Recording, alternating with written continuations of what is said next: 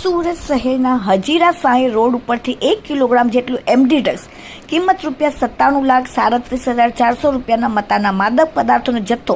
અને 2 ઇસમોને પકડી પાડી ડ્રગ્સ રેકેટનો પર્દાફાશ સુરત શહેરની ક્રાઇમ બ્રાન્ચ પોલીસે કર્યો। સુરત પોલીસ કમિશનર અનુપમસિંહ ગેહલોતના આદેશ મુજબ સમગ્ર સુરત શહેરના વિસ્તારમાં યુવાધન નશાના રવાડે ના ચઢે તથા શહેરમાં નશાયુક્ત માદક પદાર્થોનું વેચાણ નેસ્ત નાબૂદ કરવા નો ડ્રગ્સ ઇન સુરત સિટી અભિયાન અંતર્ગત ગેરકાયદેસર માદક પદાર્થોની સપ્લાય કરતા માફિયાઓ તથા તેમની ગેંગના સભ્યોને પકડી પાડવા માટે સૂચના આપેલ હતી, જેથી એનડીપીએસ એક્ટ હેઠળ તમામ વેપાર ધંધા જે હેરાફેરી કરતા હોય તેવા દ્રવ્યોના આરોપીઓને પકડી પાડવા માટે સૂચના આપતા ક્રાઇમ બ્રાન્ચના માણસો પેટ્રોલિંગમાં હતા। તે દરમિયાન હજીરા સાંઈ રોડ ઉપર 2 ઇસમો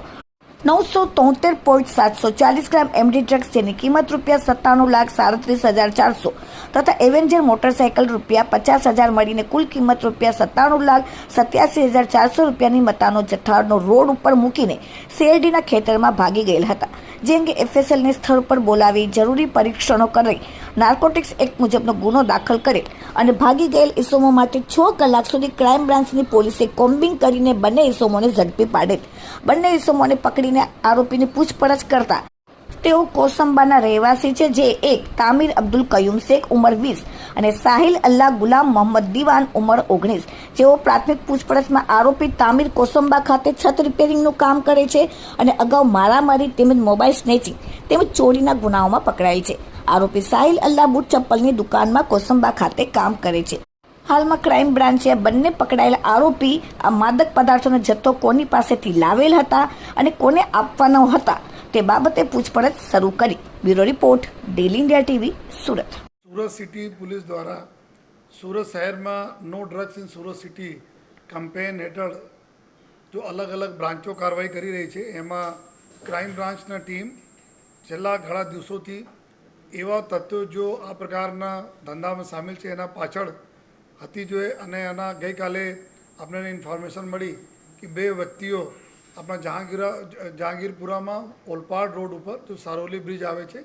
ત્યાંથી મોટરસાઇકલ ઉપર જો નાર્કોટિક્સ લઈને પસાર થવાના છે। આ હિસાબથી પૂરી ક્રાઇમ બ્રાન્ચના પીઆઈ અને એની પૂરી ટીમ ત્યાં વોચમાંથી જોઈએ અને જ્યારે આ પોલીસના નાકાબંધી જોઈને આ વ્યક્તિઓ જોઈએ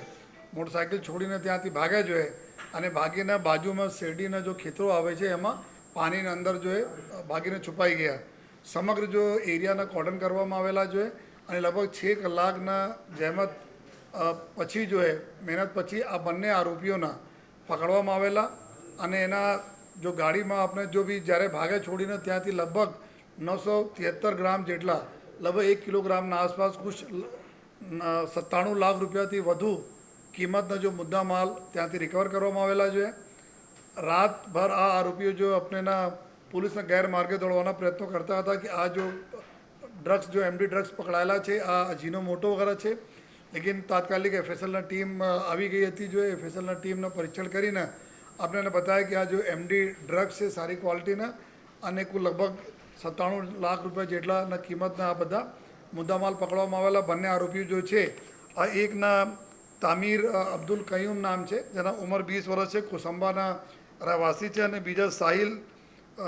સાહિલ અલ્લાહ ગુલામ અહમદ છે, એના ઉંમર 19 વર્ષ છે, આ બી કોસંબાના રહેવાસી છે અને સુરત શહેરમાં જો મંગાવનાર હતા એના ડિલિવરી કરવા માટે આવ્યા હતા।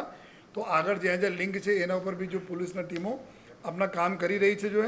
અને આ જો બંને આરોપી જો કોસંબાના આરોપી જો પકડાયેલા છે, આ એક આરોપી આપણા જો તામીર ઉપર જો ભલે મોબાઈલ ચોરી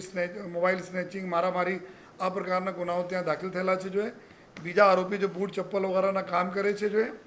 અને આગળ જો ક્યાં ક્યાં આ પૂરા લગભગ 1 કેજીની મોટી માત્રા છે તો આગળ ક્યાં જવાના હતા એના ઉપર જો પૂરી અત્યારે ટીમો તપાસ કરી રહી છે જો અને સાથોસાથ ટીમો જો બીજી ટીમ જો આપણા કામમાં હતી જો વોચમાં હતી, તો આજે સવારે જો સચિન પોલીસ સ્ટેશન